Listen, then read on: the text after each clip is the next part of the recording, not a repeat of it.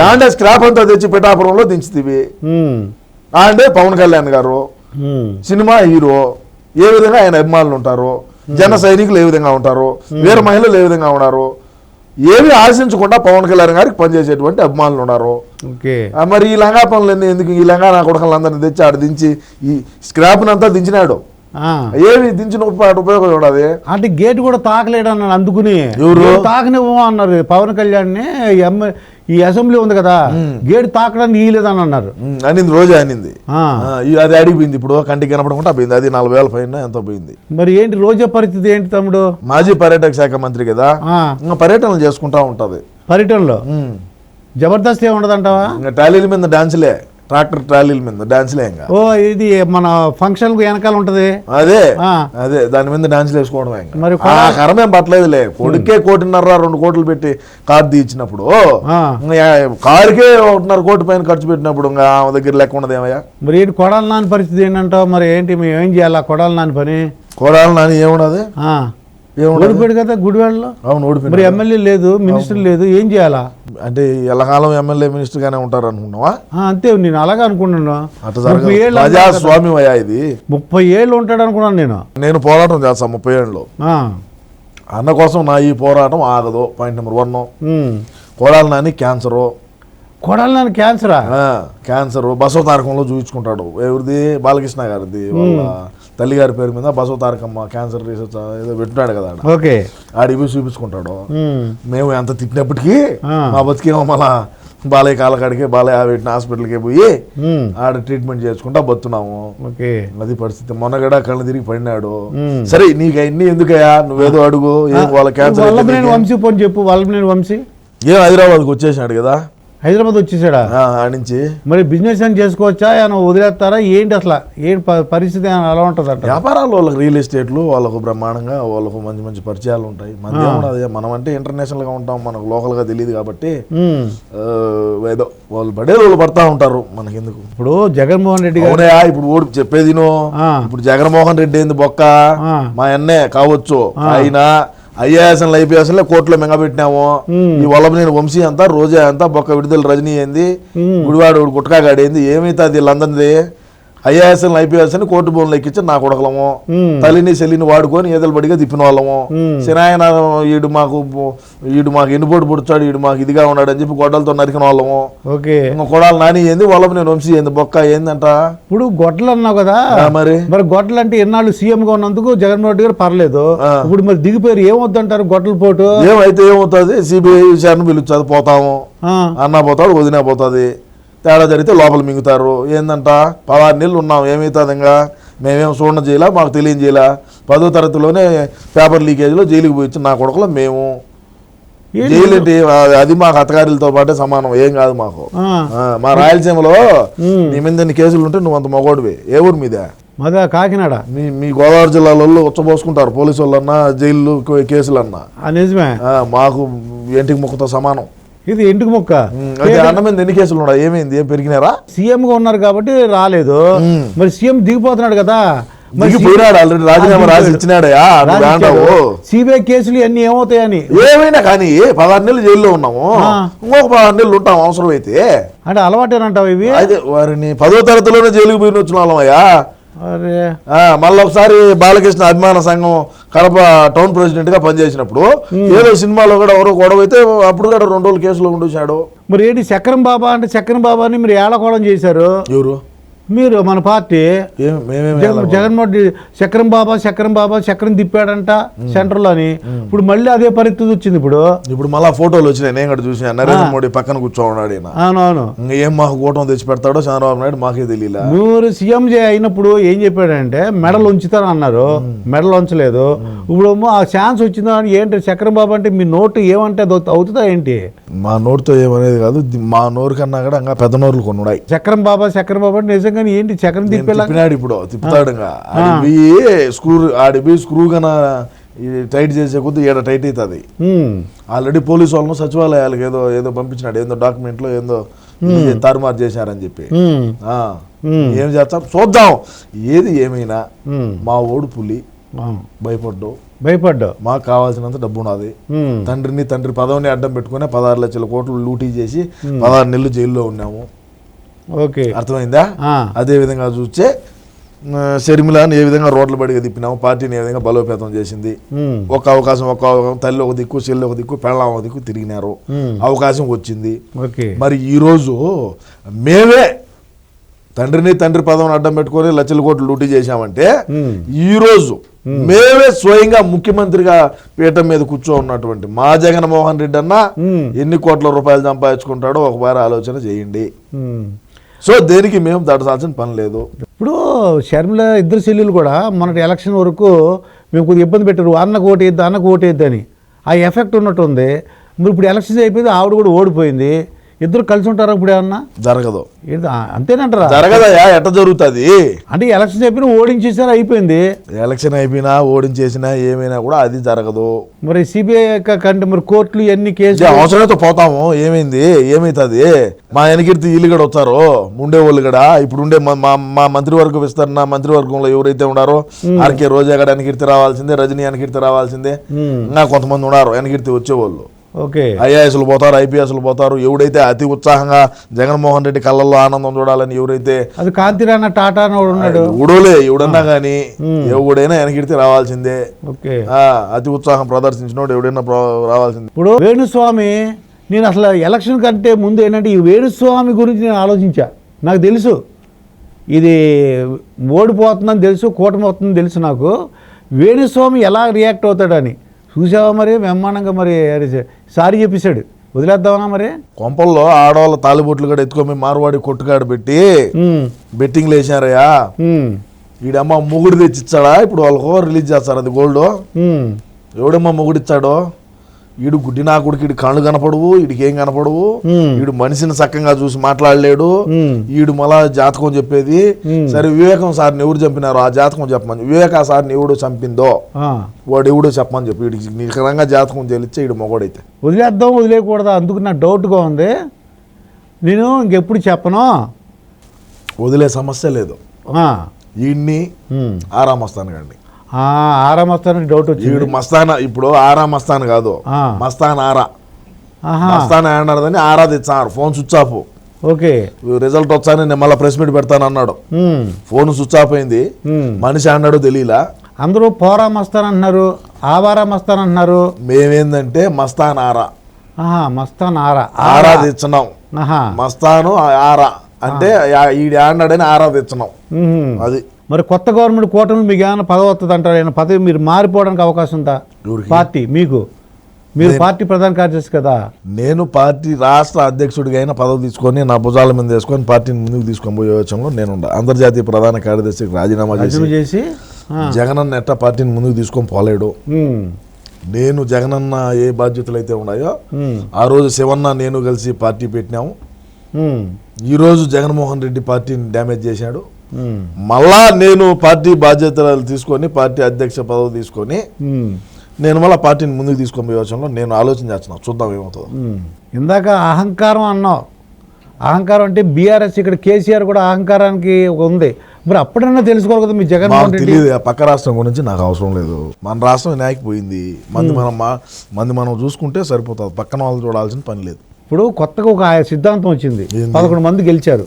దాంట్లో majority people కూటమిలో join అయితే మొత్తం విలీనం చేసేచ్చాడు. నువ్వు భలే ఓడివి. ఆడుదాం ఆంధ్రాకు, మాకు జట్టు దొరికింది, క్రికెట్ టీం దొరికిందని మేము ఆలోచన చేస్తా ఉంటే ఇదే నిజం. అదే అవునయ్యా, మేము చెప్పేది ఆడుదాం ఆంధ్ర అని చెప్పి ఒక ప్రోగ్రామ్ పెట్టినాము. ఆడుదాం ఆంధ్ర, మాకు ఆడుదాం ఆంధ్ర అనే దానికి మాకు టీం దొరికింది, 11 మంది క్రికెట్ టీము.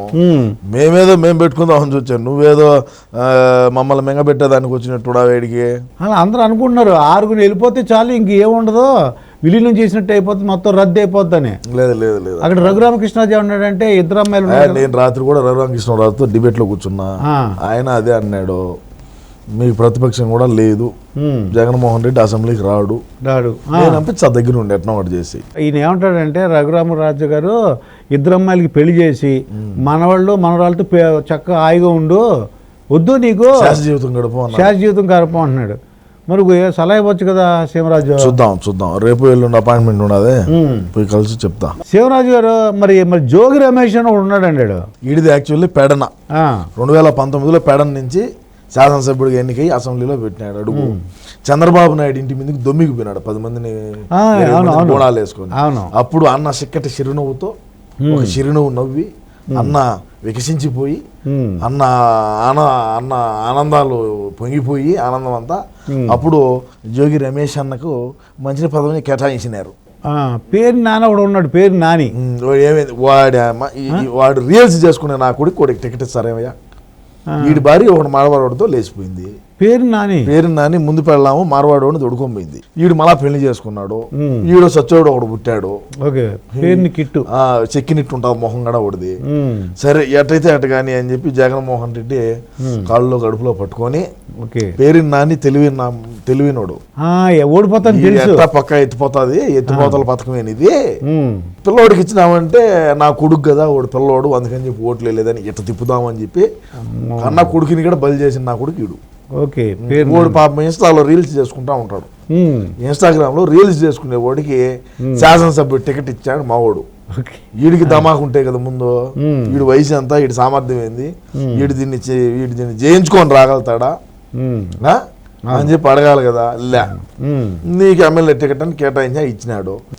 దుర్గాప్రసాద్ మా పార్టీలో ఎట్టుంటుందంటే శాసనసభ్యులు కానీ శాసనసభ్యులే మోస్ట్ ఎక్కువగా ఎట్టుంటుంది అంటే శాసనసభ్యులు ఎర్రచందనం అక్రమంగా రవాణా తోలలా, ఎర్రచందనం పీడీ యాక్ట్లు ఉండాలా, హత్యాయత్నం కేసులు ఉండాలా, బైండ్ ఓవర్లు ఉండాలా, రౌడీ షీట్ ఉండాలా, మైనింగ్ మాఫియా చేయాలా, ఇది శాండ్ మాఫియా చేయాలా, గంజాయి, డ్రగ్స్, ప్రభుత్వ స్థలాలు, మఠం భూములు అని ఉంటాయి తెలుసా.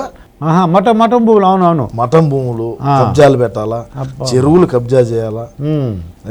అదేవిధంగా ఎస్సీ ఎస్టీ బీసీ మైనారిటీలకు సంబంధించినటువంటి ల్యాండ్ ఏదైతే మంచి రేట్లు ఉన్నాయో వాటిని 2 కోట్లు ఉన్నటువంటి ఎకరా 20 లక్షలకే కొనాలా. ఇప్పుడు భోగాపురం ఎయిర్పోర్ట్ దగ్గర 2 కోట్ల ఎకరం, నువ్వు ఫోన్ చేసి కనుక్కున్నా ఇట్నే ఉండాలి. కనుక్కోండి 2-3 కోట్లు ఉంటది. భోగాపురం ఎయిర్పోర్ట్ చుట్టూ పరిసర ప్రాంతాల్లో 1 ఎకరం వచ్చి 2 కోట్లు, ఒక్కొక్క ఎకరం 20 లక్షలకు కొన్నాం మేము. జగన్మోహన్ రెడ్డి తాలూకా పులివెందుల నుంచి వచ్చినాము. 20 లక్షలు ఇస్తారా లేకుంటే గోడ కట్టేయమంటారా? గోడ కడితే ఏది రాదు. సంతకం పెట్టి డాక్యుమెంట్ల మీద సంతకం పెట్టినామంటే 20 లక్షలు లెక్క వస్తుంది. Choice is yours. 461 ఎకరా 20 లక్షలు చొప్పున 20 లక్షలు చొప్పున కొనేసాం. అది ఈ విధంగా ఉంటుంది మా యొక్క పరిపాలన. ఈ విధంగా ఉండేటువంటి వాళ్ళకే మేము శాసనసభ్యులుగా టికెట్ ఇచ్చాము. ఇప్పుడు చిత్తూరు జిల్లా తీసుకున్నారంటే చిత్తూరులో చిత్తూరు జిల్లా కాదు చిత్తూరే. చిత్తూరు తీసుకున్నారంటే ఆడ విజయానంద రెడ్డి ఎవడు పేరు స్మగ్లరు తెలుగుదేశం పార్టీ హయాంలో పీడీ యాక్ట్ పెట్టి రాజమండ్రి సెంట్రల్ జైల్లో మగ్గుతా ఉన్నాడు. అన్న అధికారంలోకి వస్తానే 28 రోజులకు వాడిని బయటికి తెచ్చి నువ్వు గ్రౌండ్ లెవెల్లో తిరగరా, నీకు 2024లో ఎమ్మెల్యే టికెట్ నీకు ఇచ్చాను అని చెప్పి ఓడికి ఆర్డర్ ఉంటారు. టింగిటింగ్లు తీసుకొని ఉండిలో వేసుకొని వాడిని తిప్పి చేశాడు. ఏమైందా ఓడిపోయాడు. ఆడికి గెలుపుతావు. ఏది ఏమైనట్టుకి దుర్గా గారు మేము బటన్ నొక్కినాము, అన్ని జరిగినాయి. 1,70,000 కోట్లు అండి బటన్ నొక్కినాము. మరి ఈ బటన్ నొక్కడంలో పిల్లిలు తిన్నాయా, కుక్కలు తిన్నాయా, పందులు తిన్నాయా, చీమలు తిన్నాయా, లేకంటే ఇంకెవరన్నా తిన్నారా అనేది మేము తెలుసుకునేదానికి కొద్దిగా టైం పడుతుంది. మేము ఆ పరిశీలన చేసే దాంట్లో ఉన్నాము. ఖచ్చితంగా ఇటు రాయలసీమలో ఎవడు ద్రోహం చేశాడు, కోస్తాంధ్రాలో ఎవరు చేశారు, ఉత్తరాంధ్రలో ఎవరు చేశారు అనేది మేము తప్పకుండా కనుక్కొని 2034కో 2039లోనూ మళ్ళా కూడా మా పార్టీ అధికారంలోకి వచ్చాదని అయితే మేము గట్టి దృఢ సంకల్పంతో ముందుకు పోతామని తెలియజేసుకుంటా ఉన్నా. మరి పవన్ కళ్యాణ్ 20 years వరకు చూడకూడదు, రాజకీయాలకు రాకూడదు, నేను చూస్తున్నా అదపాతాళ తొక్తా అని అన్నారు ఆయన. చూద్దాం నేనేం చెప్తున్నాను, నేను ఇప్పుడు రేపు మొన్నడు వచ్చామని చెప్పలా. 2034లో కానీ 2039లో కానీ, అంటే 20 years లెక్కేసుకుంటాను నేను. 2034 39 అట్లా ఆ టైంలో వస్తాము అని నేను గట్టిగా అయితే చెప్పగలను. ఇప్పుడు మరి జగన్మోహన్ రెడ్డి గారు ఓడిపోయాడు, మరి ఏంటి కాలక్షేపం, ఎలా ఏం చేయాలి మరి ఇన్ని కేసులు ఏమో ఏమో ఏమో ఎట్టుంటుంది ఏమో చూద్దాం. రాబోయే రోజుల్లో మళ్ళాగడ కలుద్దాం, మనం ఇబ్బంది ఏమన్నది, మళ్ళాగడ కలుద్దాం, మళ్ళాగడ మాట్లాడదాం. మా ఆయనకి ఏదన్నా డ్యామేజ్ జరిగితే నేను ఖచ్చితంగా సోషల్ మీడియాలోనే ఉంటా. నా ఈ పోరాటం ఆగదు 30 సంవత్సరాల వరకు.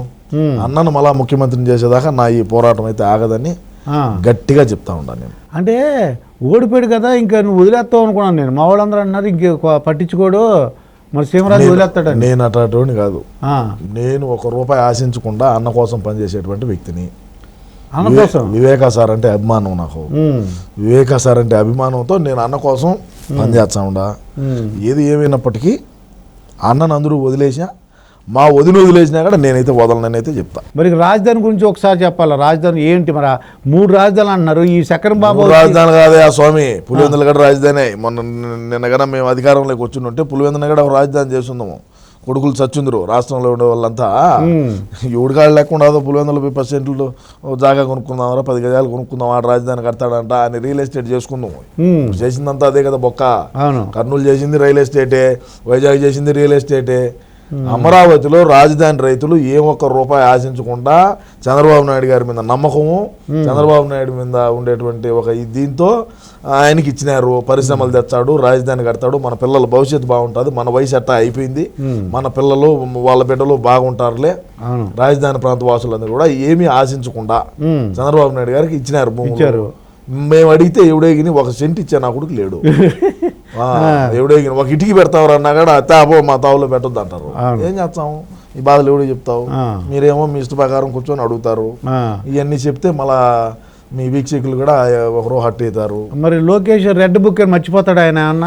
ఎవరా లోకేష్? ఎగరేసి అంటే గెలిచేశాడు కదా, ఆనందంలో మర్చిపోయి పక్కన పెడతారు కార్యకర్తలు. అట్టుండదు కానీ బట్ ఏంటంటే మేము చేసిన అరాచకం అయితే చేయడని నాకు తెలుసు, నేను అనుకుంటున్నా. ఎందుకంటే మేము నడిపించిన రాజ్యాంగం, రాజారెడ్డి రాజ్యాంగం 5 ఏళ్ళు. చంద్రబాబు నాయుడు గారు అటు ఒప్పుకునే మనిషి కాదు. మనం నేను కూడా చూస్తున్నా చిన్నప్పటి నుంచి. చట్టము, ఐపీసీలు ఉన్నాయి, న్యాయస్థానాలు, కోర్టులు, అదే జడ్జిలు, లాయర్లు ఉన్నారు, జ్యుడిషియల్ ఎంక్వైరీ చేద్దాము, చట్ట ప్రకారం చర్యలు తీసుకుంటున్నాము. అంటే ఎవరైతే మా అన్న కోసం అధికారులు, పోలీసులు ఎవరైతే ఉన్నారో వాళ్ళు అతి ఉత్సాహంగా ఎవరైతే పనిచేస్తుంటారో రాబోయే రోజుల్లో తప్పకుండా నారా లోకేష్ అనేటువంటి వ్యక్తి వదిలేటువంటి వ్యక్తి కాదు. చంద్రబాబు నాయుడు అయినా వదులుతాడేమో కానీ ఈ లోకేష్ అనే మనిషి వదిలేటువంటి వ్యక్తి కాదు. ఆయన రాముడు, ఈయన దేవుడు, ఈయన ఏదో చెప్పాడు లోకేష్. మనకు అవన్నీ నేను వినలేదులే, అవన్నీ నాకు సంబంధం లేదు. కానీ బట్ ఏంటంటే రాబోయే రోజుల్లో మాత్రం ఎవడైతే అతి ఉత్సాహంగా సిఐడి అయితేనేమి, ఎస్పీ గారు అయితేనేమి, డీజీపీ అయితేనేమి, అదేవిధంగా ఎవడైనా ఎస్పీ అయినా, అడిషనల్ ఎస్పీ అయినా, డిఎస్పీ అయినా, ఎస్పీ అయినా అతి ఉత్సాహం చేసినటువంటి హోమ్ గార్డ్ కూడా అయినా సరే వదిలే ప్రసక్తి ఉండదని ఆయన స్పష్టంగా చెప్పినాడు.